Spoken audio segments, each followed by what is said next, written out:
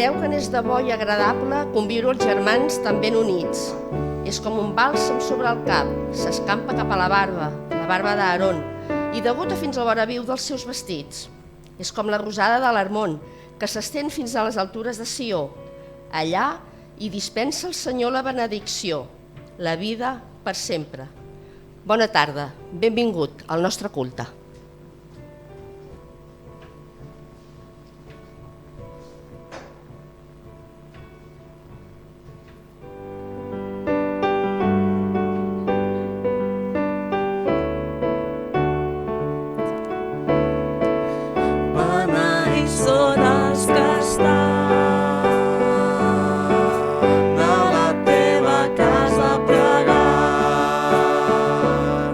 Aquells qui tenen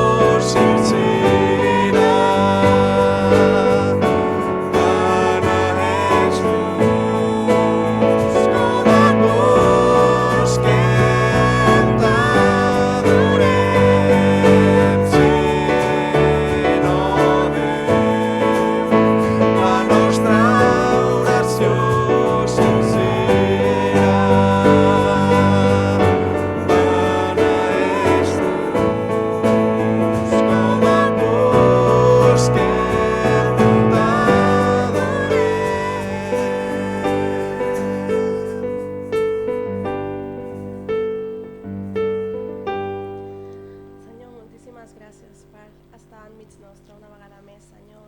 Gràcies per acceptar aquestes lloances, Senyor, que fem amb tot el nostre cor, Senyor, i amb tota la nostra humilitat. Continua, sisplau, guiant aquests moments, Senyor, estiguet enmig nostre i prepara els nostres cors per totes les coses que tu vols que nosaltres rebem aquesta tarda, Senyor. Fes-nos estar atents i amb els ulls del cor ben atents. En el nom del teu fill Jesús, amén.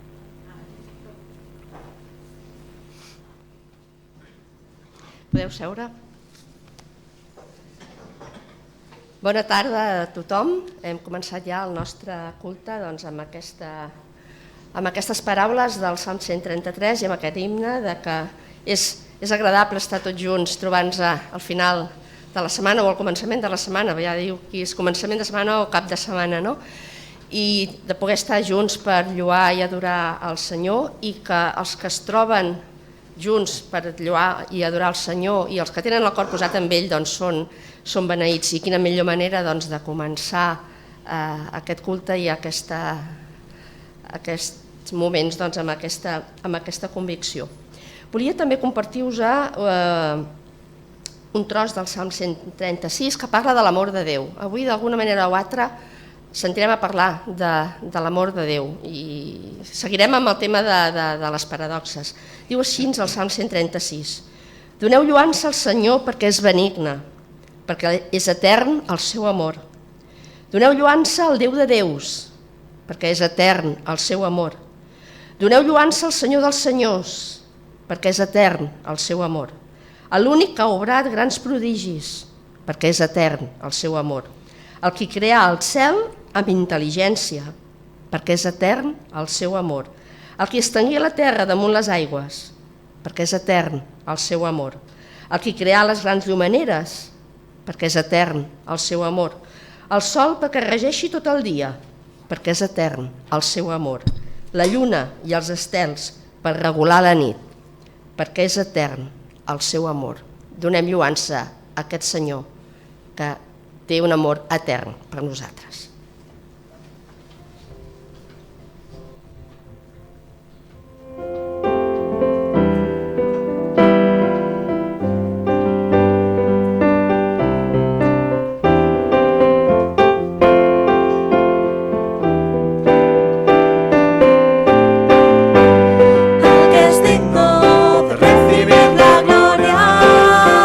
Al que es digno de recibir gloria.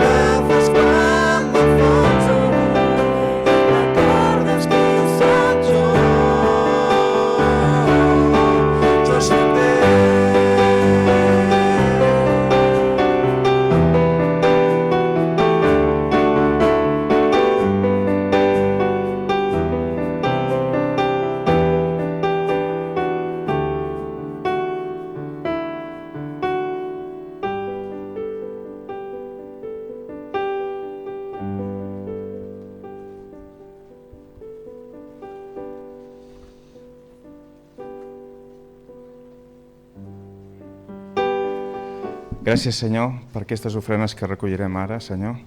Fes que les administris tu, Senyor, i siguin per la teva honra i glòria aquí a la terra, Senyor, aquí a les fonts, aquesta barriada, Senyor. Fes que es faci notar el teu amor. En el nom del Senyor Jesús. Amén.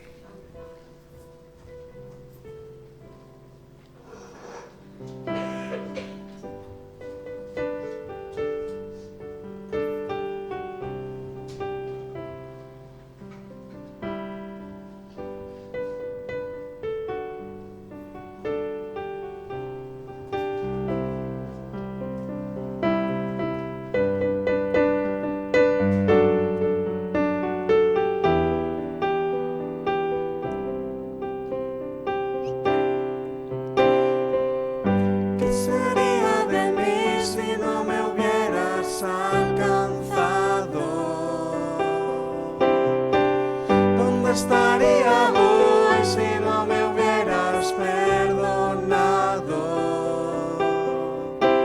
Tendría un vacío en mi corazón, vagaría sin rumbo y sin dirección. Si no fuera por tu gracia y por tu amor, si no fuera por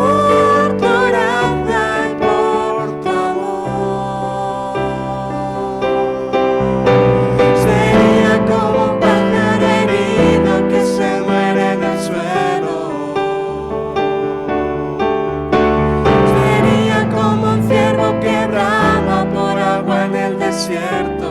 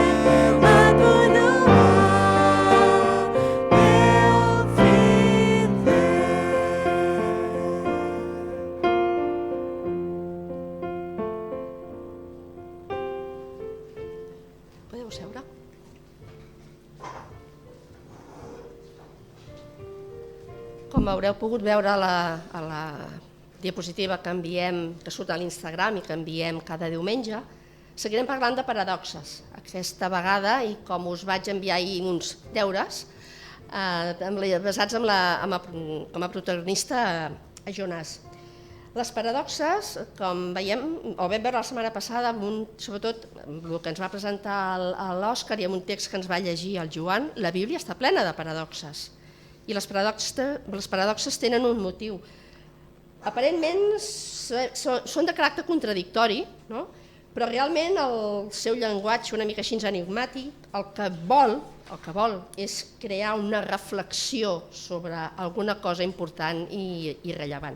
I aquesta tarda l'Olga també ens presentarà una paradoxa, com us he dit, basat en el llibre de Jonàs. Preguem. Déu i Pare nostre, sabem que tu tens coses a dins del Senyor, sabem que tu utilitzes diferents maneres de fer-nos veure i de fer-nos entendre la teva paraula, Senyor. Com hem cantat, tu ets un Déu fidel, Senyor, tu ets un Déu d'amor, i encara que a vegades nosaltres ens apartem del camí i anem cap a una altra banda contrària a lo que tu ens marques, Senyor, tu sempre, amb paciència, ens tornes a reconduir, Senyor, i el teu amor mai acaba, Senyor, el teu amor sempre és perpetu. Et demanem, Senyor, per l'Olga, et donem gràcies per la seva vida, Senyor, et donem gràcies per aquest do que tu li has donat i perquè aquesta tarda tu la utilitzes com a instrument per portar la teva paraula aquí a cada un de nosaltres, Senyor. Et demanem que preparem els nostres cors i les nostres oïdes i les nostres ments, Senyor, per rebre aquesta paraula, que no caigui en terra estèril, Senyor, sinó que aquesta paraula dongui fruit. Que tot ho demanem i et donem les gràcies, en el nom de teu fill Jesús. Amén.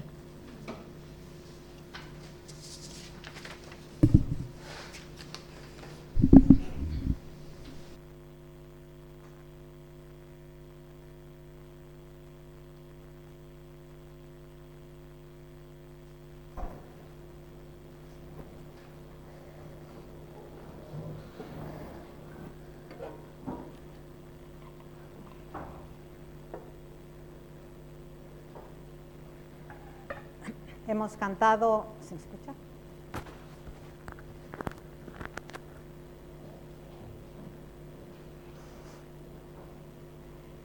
Hemos cantado ¿Dónde estaría yo si no me hubieras perdonado? Si no fuera por tu gracia y por tu amor. Y me ha hecho pensar esta canción, gracias a Dios, porque incluso las alabanzas que le elevamos nos hacen reflexionar. ¿Dónde estaría yo si tú no me hubieras alcanzado? Así que, como ha comentado María Teresa, esta tarde también vamos a reflexionar en una nueva paradoja. Una paradoja que parece contradictoria, pero que la idea es usar un lenguaje que nos ayude a profundizar en algo. Así que hoy lo haremos bajo la historia de Jonás. ¿Vale? Y la paradoja dice así, sobre el Dios indiscriminadamente selectivo, como que es contradictorio, ¿no? Y bueno, me gustaría primero empezar con que nos pongamos a pensar cómo llegamos a conocer a Dios, ¿no? ¿Dónde estaría yo si no me hubieras alcanzado? ¿Vale? ¿Dónde yo di el paso, ¿no? Algunos de los que estamos aquí, él va feliz porque va a comer. Y nosotros también estamos felices porque vamos a comer. Algunos de los que estamos aquí, por ejemplo, abrazamos la fe de nuestra madre. Mi madre, yo no sé, ella abrazó la fe de su madre. Yo no sé cuándo ella, en el transcurso de su vida, tomó la decisión personal de seguir a Jesús. Pero yo recuerdo que ella nos llevaba a la escuela dominical, a mis hermanos y a mí, y algún momento de nuestra vida tomamos una decisión personal, y asumo que es mucho nos ha pasado aquí. El caso de Cristian, por ejemplo, es una de las historias que puedo contar y que cada vez que la recuerdo pienso en el Joan también. Él conoció de manera personal al Señor cuando nos conocimos, cuando yo compartí con él mi fe, y él empezó a asistir conmigo a la iglesia, a descubrir aquello aquel Dios en el que yo creía y a quien yo amaba. y supongo que la Jana y al Joan también probablemente les pasó lo mismo. Y aquí pueden haber muchas historias, ¿no? La María Teresa, el Isaac, la Sara Lavero, o sea, todos tenemos alguna historia de cómo llegamos en ese punto a conocer al Señor. Pero, ¿qué con nuestros familiares que no conocen al Señor? Quizá viven una vida de temor al Señor, sí, conocen, son creyentes, ¿no? Pero, ¿dónde está su fe? ¿Tienen una fe personal en Jesús? Incluso algunos, como es nuestro caso, hemos tenido la oportunidad de hablar cuando nos han permitido sobre nuestra fe con ellos. Y de alguna manera oramos cada día porque el Señor les abra los ojos, porque el Señor les haga entender aquello que nosotros un día entendimos y que un día lo vimos claramente y que ellos también lo puedan ver. Y probablemente en aquellas oraciones nos preguntamos, ¿por qué Dios me escogió a mí? ¿Por qué Dios escogió al Joan? ¿Por qué Dios escogió al Avero? ¿Por qué solo atrae hacia Él a algunas personas y a otras no? ¿Es Dios indiscriminado en su amor, pero selectivo con quienes elige? Y esta es la paradoja que hoy reflexionaremos. El Dios que ama al mundo entero, pero parece indiscriminadamente selectivo. La Biblia nos deja claro que, primero, que Dios no se limita por la geografía, es decir, no está limitado ni al continente americano, no está limitado por la geografía, no está limitado por la raza, no está limitado por la política. Nos deja claro que Dios gobierna sobre todo la tierra. Hemos leído un salmo donde nos muestra eso, el gobierno y la supremacía, el todopoderoso Dios. Pero también cuenta la Biblia que Dios escogió una nación y la llamó su pueblo escogido y les dio unas promesas. Pero el Nuevo Testamento dice en Juan 3:16, porque de tal manera amó Dios al mundo. El Nuevo Testamento también habla del camino estrecho que pocos seguirán. Habla de que muchos son los llamados y pocos los escogidos. Habla sobre el valor de una oveja a quien el pastor fue a rescatar. Sin embargo, también Jesús le vemos enviando a sus discípulos a dar la buena noticia a todas las naciones. Y entonces, mirando todas estas enseñanzas en la Biblia, ¿es Dios indiscriminado en su amor y selectivo en sus elecciones? Así son las paradojas, nos hacen pensar, ¿ama Dios al mundo entero? ¿Solo ama a su pueblo? ¿Eligió a su pueblo para solo volcar su amor con Él? ¿Qué significa que toda su gracia, su compasión y su sabiduría no puede ayudar a mi familiar por quien oro a conocer y a descubrir y a poner su fe en Él? Esto le pasó a Jonás. Espero que hayáis hecho los deberes y hayáis leído el libro de Jonás, porque no nos dará tiempo aquí de leerlo, así que recordaremos la historia mientras hablamos de Jonás. ¿Qué podríamos decir de Jonás? Primero, que es a la vez el peor y el mejor profeta que ha tenido el pueblo de Israel. El peor, porque hace casi todo mal desde el minuto 0. Recibe un encargo de Dios y Dios le dice, ve a Nínive y clama contra ellos y diles que la noticia de su maldad ha llegado hasta mí. ¿Y qué hace? ¿Cómo responde? Se va, compra un boleto, se va a un barco y se va al lado contrario de Nínive. Si Nínive estaba aquí, él se va a Tarsis. Y ahí está, subido Jonás, yendo a la dirección contraria, y dice la Biblia, huyendo de la presencia de Dios. Esto no era la reacción típica de un profeta de Dios, ¿eh? No creáis que eran todos así, porque todos los profetas normalmente obedecían. Y a Jonás se le dice, es más, se le da una tarea que incluso si la vemos podría incluso llegar a ser satisfactoria, porque tenía que ir contra un pueblo que era enemigo del pueblo de Israel y les tenía que ir a decir que su maldad ha llegado hasta los ojos de Dios. Es como si cuando fuéramos niños nos hubieran dado el encargo de ir y echar del cole al niño que hacía bullying a todos los niños. O sea, era la oportunidad. Pero Jonás, en lugar de aprovechar esa oportunidad, decide escapar. ¿Y qué hace Dios? Dios envía una tormenta y narra el libro que tan poderosa que hasta los marineros experimentados que llevaban aquel barco tuvieron temor. Y ahí están, tirando por la borda todas aquellas cosas que probablemente sobraban en el barco para aligerarlo. ¿Y dónde está Jonás? Durmiendo. Y le van a despertar y dicen, oye tú, ora a tu Dios. Obviamente ellos ya habían orado a sus dioses. Y les dice, ora a tu Dios, porque estamos pasando por una gran tormenta. Y entonces se dan cuenta de que aquella tormenta, aquello por lo que estaban pasando, que ellos ya vieron que era sobrenatural, les estaba aconteciendo porque Jonás estaba dentro de su barco.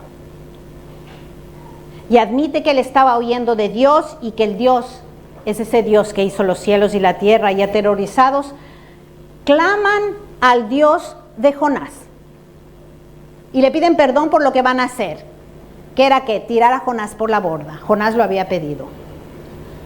Y mientras la tormenta se calma, fíjense en cómo incluso, fíjense en el detalle, en la desobediencia de Jonás, Dios usa y habla a esos marineros. Y narra la historia que esos marineros ofrecieron sacrificio a Dios e hicieron votos a Él. Ojo, unos marineros sin nombre que no pertenecían a la nación elegida, ya nos puede dar algunas pistas de nuestra paradoja. ¿Y qué pasa luego? Si hasta aquí la historia nos parecía así como inverosímil, ahí va. Ahora Dios envía un pez gigante a rescatar a Jonás. Y quedaros con esto, Dios organizando la crisis y dando la solución. Y allí en el vientre de la ballena, Jonás eleva un canto de arrepentimiento que, si lo habéis leído, es precioso. O sea, a mí me encantó leerlo, releerlo. Eleva ese canto de arrepentimiento y finalmente es vomitado. ¿Vomitado dónde? Pues en la playa del lugar donde no quería ir, en la playa de Nínive. Y allí, en ese lugar donde le llevó la mascota obediente de Dios, Dios vuelve a darle el encargo.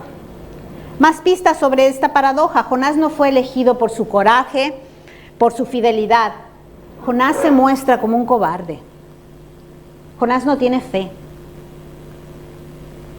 Y su historia nos muestra, incluso al final, si os recordáis, un Jonás gruñón, un Jonás resentido. Asimismo, el pueblo de Israel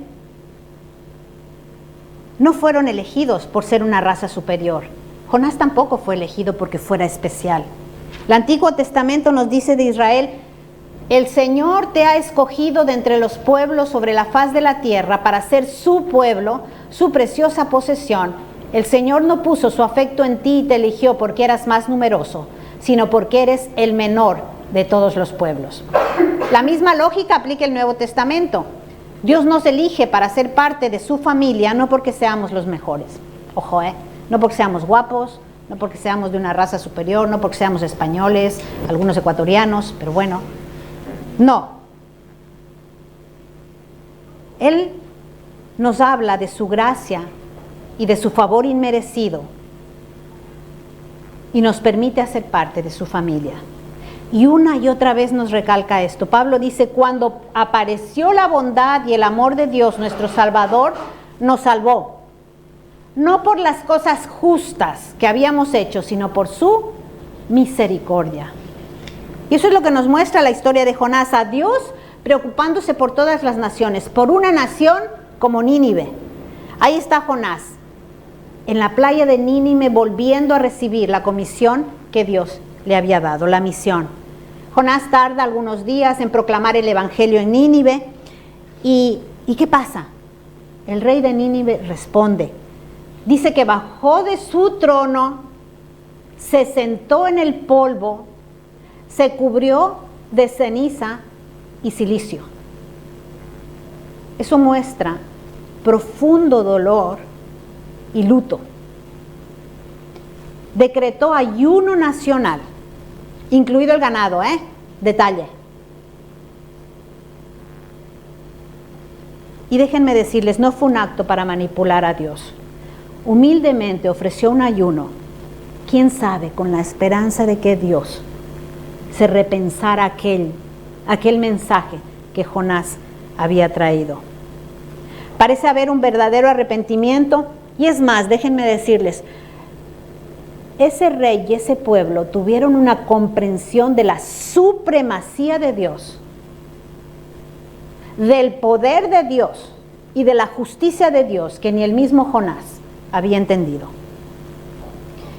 Y Dios respondió al rey de Nínive y no trajo destrucción a Nínive. Y ahí es donde Jonás se convierte en el profeta, habíamos dicho, el peor y el más exitoso. Se convierte pues en el profeta más exitoso de la historia del pueblo de Israel. ¿Por qué? Porque ningún profeta vio que una nación completa atendiera el mensaje de Dios y se arrepintiera como lo hizo Nínive. Jesús incluso menciona a Nínive cuando habla a los fariseos de su época. Les dice, los hombres de Nínive se levantarán ante el juicio contra esta generación y la condenarán, porque se arrepintieron de la predicación de Jonás y ahora algo más grande que Jonás está aquí, refiriéndose a él mismo. Un punto importante. Aquí vemos a Dios ofreciendo su gracia a una nación como Nínive, extendiendo su perdón a los enemigos de su pueblo. Esa era Nínive, enemigos del pueblo de Israel. Conclusión, Dios no es selectivo. Seremos responsables de cómo respondemos a Dios cuando Dios nos muestra nuestro pecado. Quien quiera que seamos, cualquier sea nuestra trasfondo, no importa de qué familia vengamos, Él, cuando nos habla esperando una respuesta. Nos habla para provocar una respuesta en nosotros. Dios quiere que entendamos el desastre en el que estamos si no recibimos su misericordia. Dios expone nuestro pecado, Dios saca a la luz nuestro pecado para que entendamos que necesitamos de su gracia. Esas personas por quienes oramos, que a veces nos permiten hablarles de Jesús, no son descalificados de la misericordia de Dios. Les aseguro que si ellos responden a la oferta de gracia de Dios, ellos serán tan aceptados como cualquiera de nosotros. Pero ojo, necesitan también tener la oportunidad de escuchar, como la tuvo Nínive. Y yo me pregunto, ¿no será que lo que está pasando actualmente es que hay muchos profetas Jonases? La respuesta de Nínive fue auténtica. Dios perdonó al pueblo, pero el corazón de Jonás se endureció. Ahí está, en una esquina, casi al final del capítulo, del libro leemos que está en una esquina enfadado. Y ojo, ahí descubrimos la verdadera razón de por qué él no quería llevar el mensaje a los ninivitas. Le dice al Señor, ¿no es esto lo que te dije cuando aún estaba en casa? Hablando con el Señor, había estado él en su casa después de haber recibido el encargo de Dios. Es lo que traté de evitar cuando me iba a Tarsis. Sabía que eres un Dios de misericordia y compasivo, lento para la ira y abundante en amor. Y termina diciendo, ahora Señor, quítame la vida porque es para mí mejor morir que vivir. Qué fuerte, ¿eh? Aquí lo vemos. La deserción de Jonás como profeta no era porque tuviera miedo, porque conociera el historial de Nínive, porque fíjate que eran sádicos y malos los de Nínive, sino porque sabía y conocía que Dios era lento para la ira y abundante en amor. Conocía al Dios de amor. Jonás sabía que no se trataría del castigo que Dios iba a dar a Nínive, sino que se trataría de mostrarles el pecado para luego el darles su misericordia. Podríamos decir en nuestro tiempo, puede pasar dos cosas, hay dos maneras de cómo llevamos el evangelio actualmente. Algunos cristianos parecen tener algún deleite, incluso sádico, de que cuando hablan o llevan la noticia del evangelio, hablan mucho del juicio de Dios, ¿no? Hablan mucho de cómo Dios probablemente se complacería en castigarlos.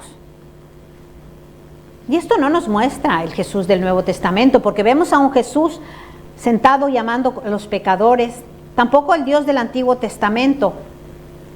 Él habla de la fe de los paganos, de los que no eran su pueblo. Pero el otro peligro opuesto de aquellos que probablemente muestran a un Dios así, es aquel mensaje cristiano que no trae malas noticias en absoluto, sino que muestran al cristianismo como algo para sentirnos bien, porque somos guay, porque somos el pueblo escogido de Dios, porque somos una comunidad que nos ayuda a elevar nuestra autoestima. Pero eso tampoco es la buena noticia del Nuevo Testamento, porque cuando Jesús habla, también habla de infierno y de juicio. Es importante que cuando llevemos el mensaje de misericordia y amor allí fuera, no retengamos la gracia, pero tampoco la demos de gratis. No se recibe la gracia de gratis. No es porque merezcamos por derecho propio. Es cierto que necesitamos editar el mensaje en el sentido, en la forma en que lo llevamos, pero no en el fondo. El libro de Jonás nos enseña que las malas noticias tienen que venir con las buenas noticias. Que las malas noticias no deben ser exageradas, pero tampoco la gracia es gratis. Cuando Dios le da el mensaje de Jonás a Nínive, era un mensaje de preocupación, ¿no? Su intención no era solamente juzgar a los ninivitas.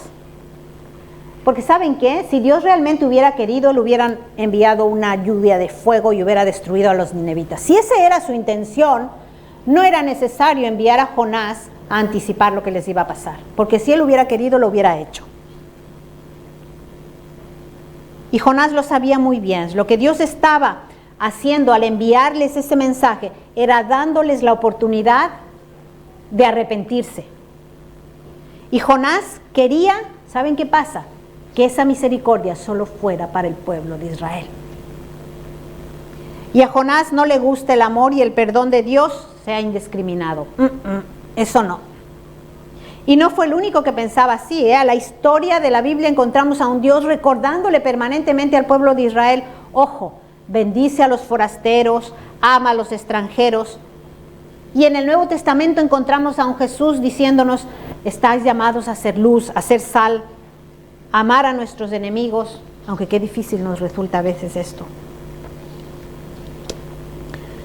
Al final del libro ahí está Jonás furioso, sentado a las afueras de la ciudad, quizá mirando la ciudad y esperando a ver si Dios manda algo para destruir a Nínive.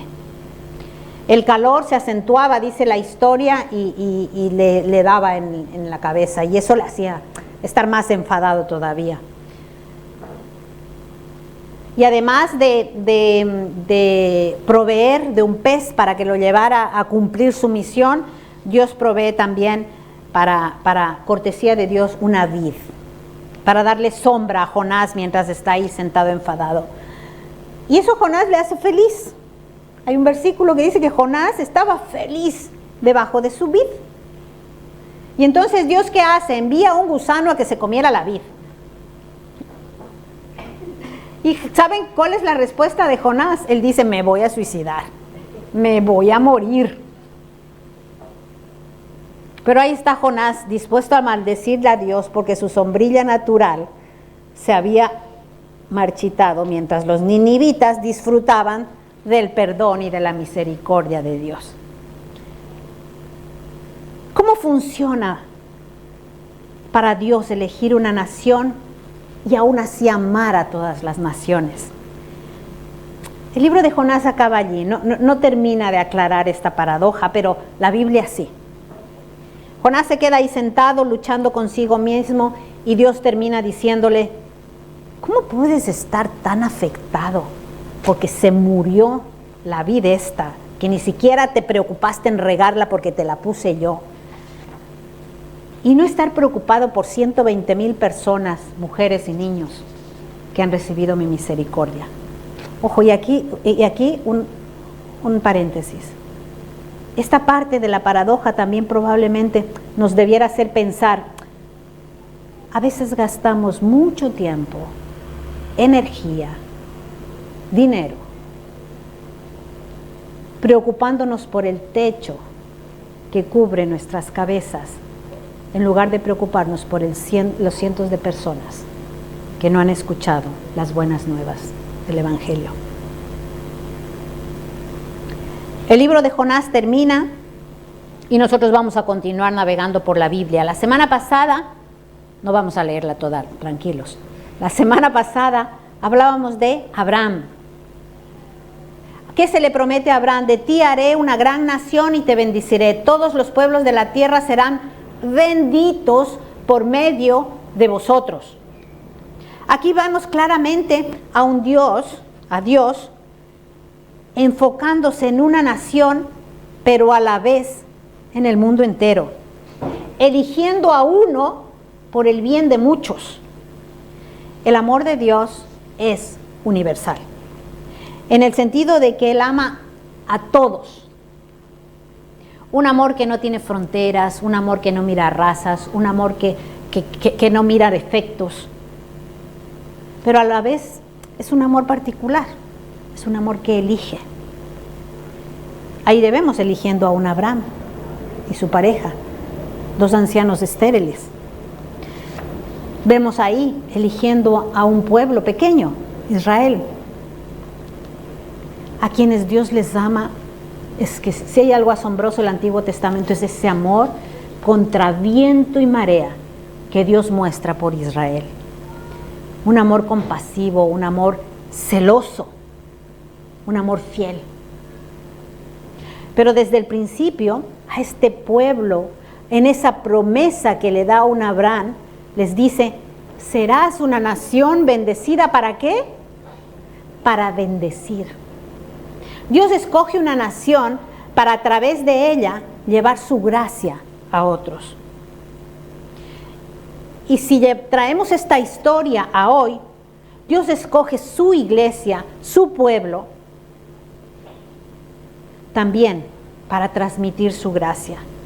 Podríamos ponernos a pensar, Dios podría hacer una revelación general y estándar, ¿no?, para todos. No es eso lo que Dios ha decidido hacer. Él quiere usar su pueblo, así como planeó para el pueblo de Israel, Él quiere usar su pueblo para bendecir. Esto significa 2 cosas al mismo tiempo: que cuando las personas lleguen a conocer a Dios, también descubran que hay un pueblo al que pasan a pertenecer. También descubran que hay una familia a la que pasan a pertenecer. Cuando Jesús habla de los 2 grandes mandamientos, habla el primero: y se amarás a tu Dios con todo tu corazón, con toda tu mente y con toda tu alma, y a tu prójimo como a ti mismo. Aquí está la reconciliación. La reconciliación con Dios es vertical y es horizontal. Cuando llegamos a conocer a Dios, cuando nos reconciliamos con Dios, también nos reconciliamos como parte de una familia. El amor de Dios es universal, pero su misión es particular, es para la iglesia.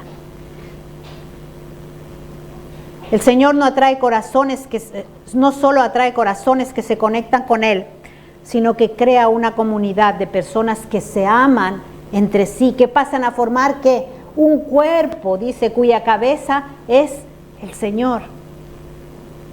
El libro de Jonás es valioso, ¿saben por qué que fue escrito allí y por qué consta allí? Porque Dios tenía que enseñar al pueblo de Israel que los israelitas tenían que compartir la compasión de Dios por el mundo entero y porque tenían que transmitir aquello que recibieron.